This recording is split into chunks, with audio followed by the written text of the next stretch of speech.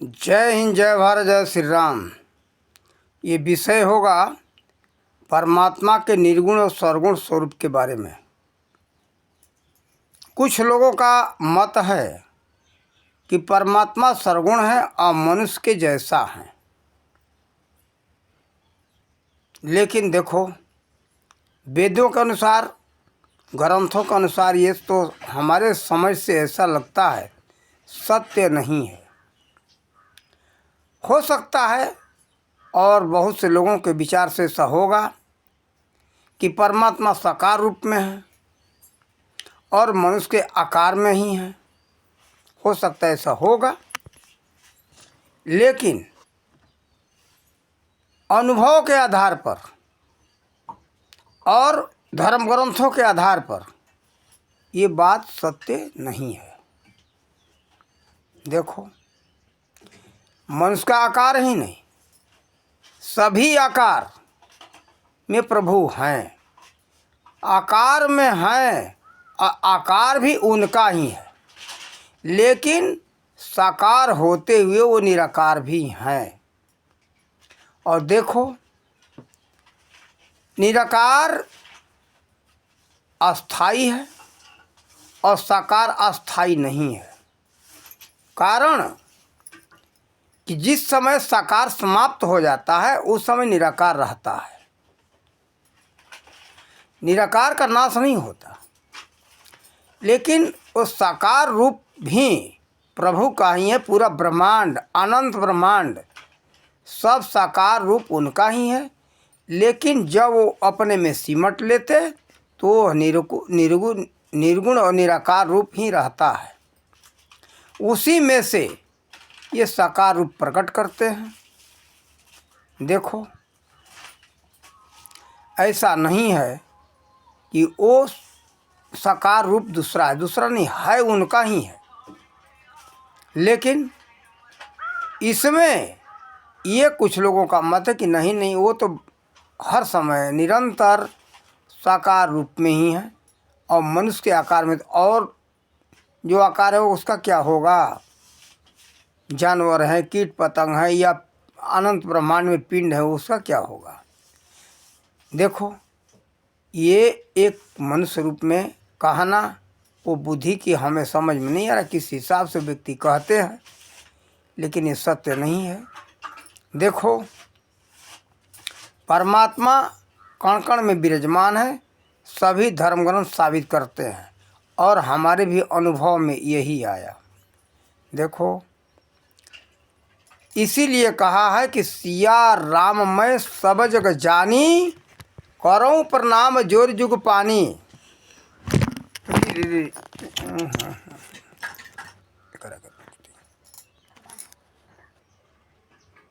साकार रूप,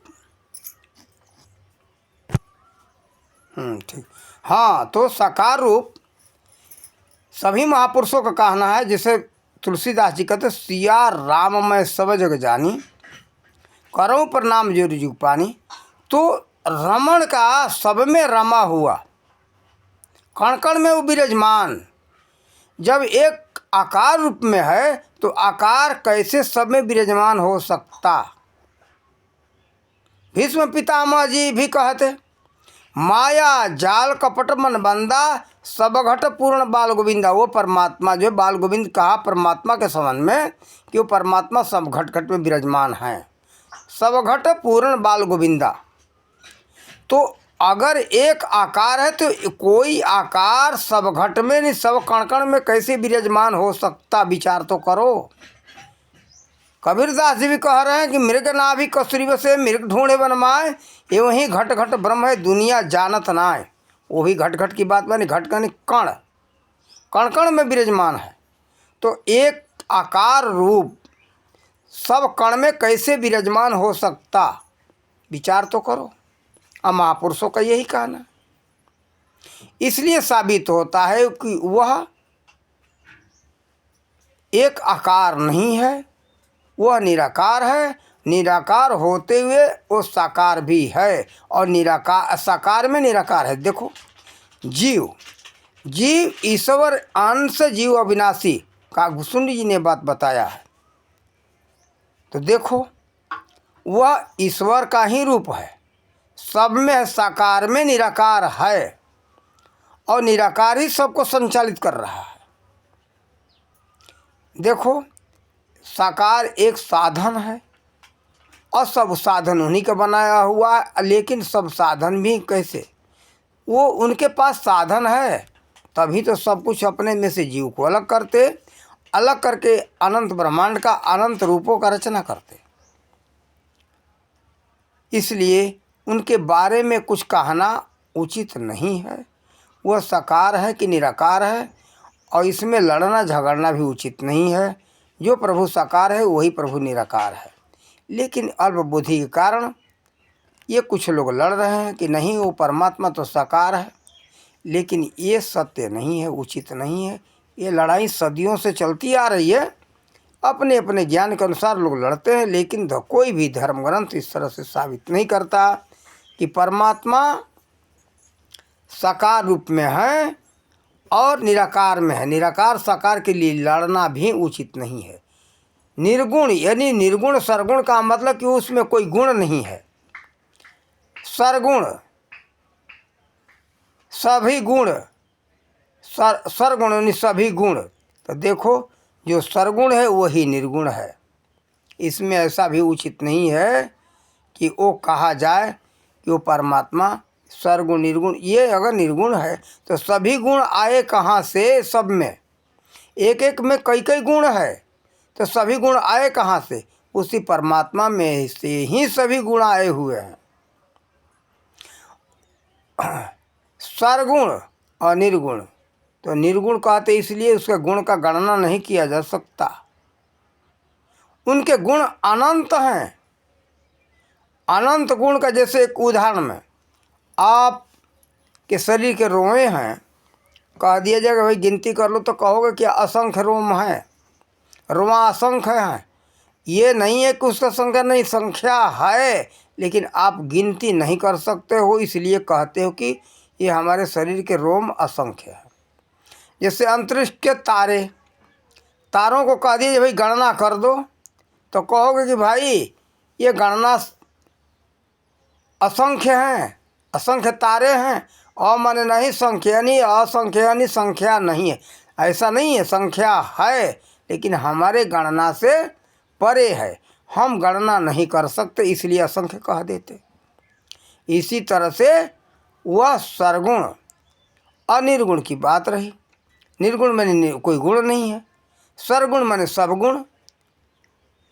तो देखो सब गुण होगा सरगुण का मतलब साकार और निराकार का, तो साकार निराकार को भी लोग समझ लेते, तो मत सोचो। साकार और निराकार ये बात है। सरगुण यानी सभी गुण, निर्गुण माने कोई गुण नहीं। सरगुण यानी सभी गुण है, तो सभी गुण है वास्तव में, उन्हीं में से सब कुछ आया है, सब में मिलता है, सबको मिला है। उनके अंदर गुण निर्गुण कह दिए, उसके अंदर गिनती नहीं कर सकते। सभी गुण सभी इससे परिपूर्ण है। तो देखो ये सब बात रही, इसके लिए लड़ना झगड़ना उचित नहीं है, और केवल यही है कि उनके नाम का स्वरूप का चिंतन करो, ध्यान करो, स्मरण करो, बस वास्तविकता इसमें है। इससे आपको सब कुछ प्राप्त होने वाला है, सब कुछ समझ में आ जाएगा कि वो परमात्मा निराकार है या साकार है, कि सरगुण है कि निर्गुण है। भाई हमको तो जहाँ तक समझ में आया हम तक वहाँ तक गाए, और आप लोगों को कह रहे हैं। उनके बारे में कुछ कहना उचित नहीं है, सब कुछ वही है। देखा जाए तो सत्य बात यही है। जब भजन करोगे, ध्यान करोगे सुमिरन करोगे तो समझ में आ जाएगा। और साकार क्या है? साकार अस्थाई रूप नहीं है। देखो ये निराकार, जैसे वास्तव में आप देख लो, अब टीवी देखते हो, सिनेमा में आप गए होगे, तो टीवी के ऊपर भी आपके टीवी के पर्दे के ऊपर पहले प्रकाश आता है। प्रकाश में नाना प्रकार के चित्र दिखाई देते हैं और फिर उसी में विलीन हो जाते हैं। यही बात है, वो प्रकाश ही अस्थाई है और चित्र जो आते हैं वो अस्थाई नहीं, बदलते रहते हैं। इसी तरह से ये निराकार ही अस्थाई है और साकार उसी में उत्पन्न होता, फिर उसी में विलीन हो जाता है। आप भागवत पढ़ोगे, वेद पढ़ोगे, तो यही समझ में आएगा, वो परमात्मा अपने में से रचते हैं फिर विलीन कर लेते हैं। सृष्टि के संबंध में श्रीमद् भागवत महापुराण में अच्छे ढंग से वर्णन है। उसमें श्री सुखदेव जी ने अच्छे ढंग से समझाया है कैसे कैसे वो वर्णन रचना करते हैं, फिर अपने में ही सिमट लेते, विलीन कर लेते हैं। देखो, इसीलिए अस्थाई साकार रूप लोग कहते हैं अल्प बुद्धि के कारण।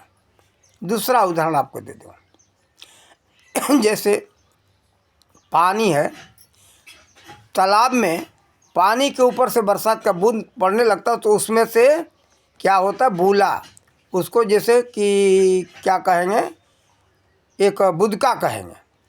बुदका उठता है ना, बुल्ले, जिसमें हवा भर जाता है, गोल गोल ऊपर नीचे उठता है। कई भाषाओं में अपना अपना अलग लोग समझते हो। हमारे भोजपुरी भाषा में कुछ क्षेत्र में तो बुला कहा जाता है। तो पानी के बूला के तरह ये सृष्टि है। बूला कब फूट जाए कोई पता नहीं है, लेकिन परमात्मा का तो बनाया हुआ है। हम सबको पता नहीं, वो कब समाप्त करेंगे उनको ही मालूम है। देखो, इसी तरह से साकार रूप है, वो सब रचते हैं, पानी के बूला के तरह है और दिखाई दे रहा है, लेकिन पानी से ही वो बूला बना हुआ, हवा से मिश्रण करके। तो देखो, पानी का बूला पानी से अलग नहीं है, पानी में ही है, पानी पर ही है, पानी से अलग नहीं हो सकता। इसी तरह से यह साकार रूप परमात्मा से अलग नहीं है। साकार निराकार दोनों मिले हुए हैं। जैसे वो पानी और बूला भिन्न नहीं है, पानी में ही है, और फिर फूटेगा तो पानी में मिल जाएगा पूरा। हवा प्रवेश कर गया तो बूला दिखाई दे रहा है, लेकिन वो हवा निकला बस पानी में मिल गया। ठीक इसी तरह से ये संसार साकार जो है दिखाई दे रहा है, हमारा आपका शरीर, चाहे जगत में जो कुछ भी दिखाई दे रहा है, ब्रह्मांड के अंदर जो दिखाई दे रहा है, जो पिंड दिखाई दे रहे हैं, तारे और सूरज चांद दिखाई दे रहे, ये पिंड हैं, ये भी सब मिल जाएंगे। उसी परमात्मा का रचना है ये सब। लेकिन उस निराकार का नाश नहीं होता, वो अजर अमर अविनाशी है। अब दूसरा उदाहरण, जैसे पानी और बर्फ।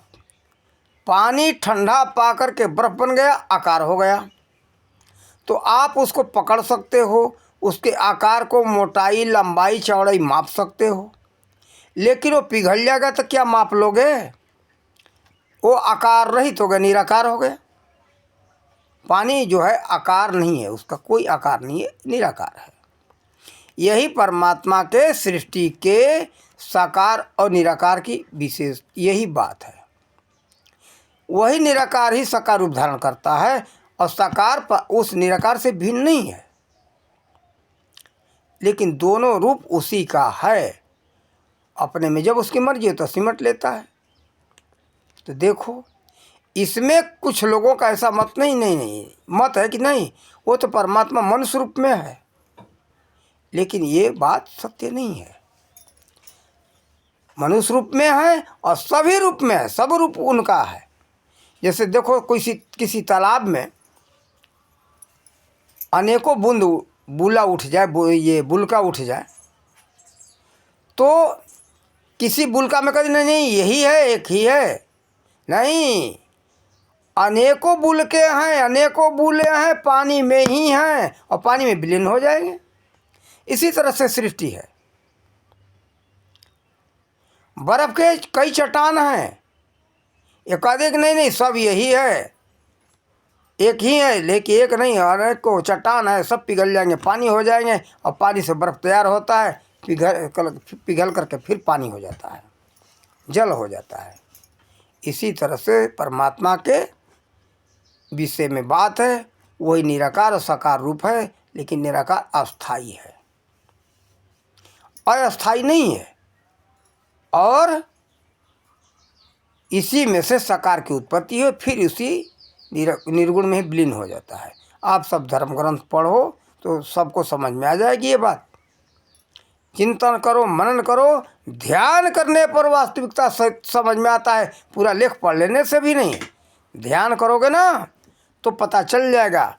जब शांति से ध्यान करो, चित्त स्थिर हो जाएगा, समझ नहीं। देखो, ये बात तभी हो सकता है पक्षपात स्वार्थ रहित होने के बाद सारी बातें समझ में आएगी। जब तक मन पर पक्षपात स्वार्थ का छाप पड़ा हुआ है तब तक ये बात समझ में नहीं आएगा। ये निस्वार्थ पक्षपात रहित होना चाहिए। तो सब एक समान है। जगह निराकार साकार में कोई अंतर नहीं, सब वही है प्रभु। इसलिए किसी को बड़ा छोटा कहना अपराध है। इसलिए तुलसीदास जी ने लिखा कि को बड़ छोट कहता अपराधु, सुनि गुनि भेद समझई साधु। तो देखो इसमें कोई बड़ा छोटा नहीं है, सब रूप उन्हीं का है। वही मर्जी होता तो साकार रूप का धारण कर लेते और वही निराकार हो जाते हैं, वही साकार हो जाते हैं। इसलिए इसमें लड़ने की कोई बात नहीं है और इसमें कोई किसी को बड़ा छोटा कहना उचित नहीं है। ये तो भाई अपने पर हो सकता है, किसी को अपने दुकानदारी चलाना है तो दुकानदारी के लिए पता नहीं कितना वो झूठ बोले। दुकानदारों के भांति को फिर धर्म प्रचार किस काम का। इसमें तो झूठ होना ही नहीं चाहिए, तभी सत्य का ईश्वर का प्रचार कर सकते हो। वास्तविकता ये है। अपने अपने दुकानदारी चलाने की इसमें मत करो। धर्म प्रचार के अंदर, ईश्वर के भक्ति के अंदर ये झूठ का मिलावट करना तो उचित नहीं है। लेकिन लोगों को आजकल इसी में मज़ा आ रहा है। थोड़े थोड़े अपने गद्दी बना करके पुजवाने के लिए पता नहीं क्या क्या षड्यंत्र रचते रहते हैं। चलो ये संसार सागर है और इसी के लिए वो आए हुए सृष्टि में। ये धारा धाम पर तो लोग यही अपना करेंगे, लेकिन हमको तो परमात्मा ने जो दिया है कार्य हम वो कर रहे हैं। हमारा विचार है कि भाई देखो वास्तविक बात बताओ, सत्य बात बताओ। इसीलिए एक पुस्तक भी लिखा, उसका नाम है सत्य दर्शन सागर। अब बस बहुत जल्द प्रकाशित होने वाला है। आप लोग उसको पढ़ो समझो और इस वीडियो को आप लोग अधिक से अधिक लोगों में भेजो, यानी साझा करो। जिसको दूसरे शब्दों में कहते शेयर करो, लोगों को समझ में आए और सत्यता सबको मालूम हो और सत्यता समझ करके अपना कल्याण करो। इन्हीं शब्दों के साथ अपने वाणी का विराम देते। जय हिंद, जय भारत, जय श्री राम।